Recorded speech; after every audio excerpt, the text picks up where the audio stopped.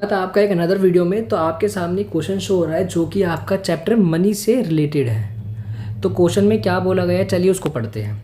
जब money value exceed करती है कमोडिटी वैल्यू से तो उसे किस प्रकार की मनी कहते हैं। यानी जब भी आपकी मनी वैल्यू ज़्यादा है किससे, कमोडिटी वैल्यू से, तो उसे कौन सी मनी कहते हैं, क्वेश्चन में ये पूछा गया है। अब क्वेश्चन में पहले ये भी तो पता होना चाहिए कि मनी वैल्यू होती क्या है। तो मनी वैल्यू का मतलब है भैया कोई भी करेंसी पे जो भी वैल्यू क्या है, प्रिंट है। जैसे आपके 10 रुपये के नोट पे 10 रुपये प्रिंट है, 500 के नोट पे 500 रुपये प्रिंट है, तो वो क्या है, उसकी मनी वैल्यू है।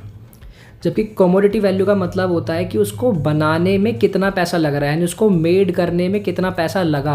अब ऐसा तो है नहीं कि नोट वगैरह आपके किसी पेड़ पे टंगते हैं तो वहाँ से तोड़ के ले आते हैं, उसको बनाना पड़ता है, यानी प्रिंटिंग होती है, ये सब चीज़ें करवानी पड़ती है। तो उसको बनाने में जितना ही पैसा लग रहा है वो क्या है, उसकी कमोडिटी वैल्यू है।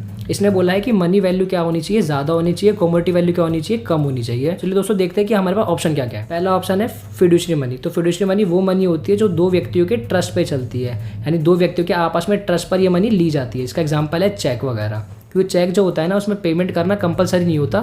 सामने वाला अगर लेने के लिए रेडी है तो आप चेक से उसको पेमेंट कर सकते हो। ये तो ये आपस में ट्रस्ट पे चलने वाली मनी है, इसमें मनी वैल्यू कमोडिटी वैल्यू कोई भी काम नहीं है। तो ऑप्शन ए तो नहीं हो सकता है।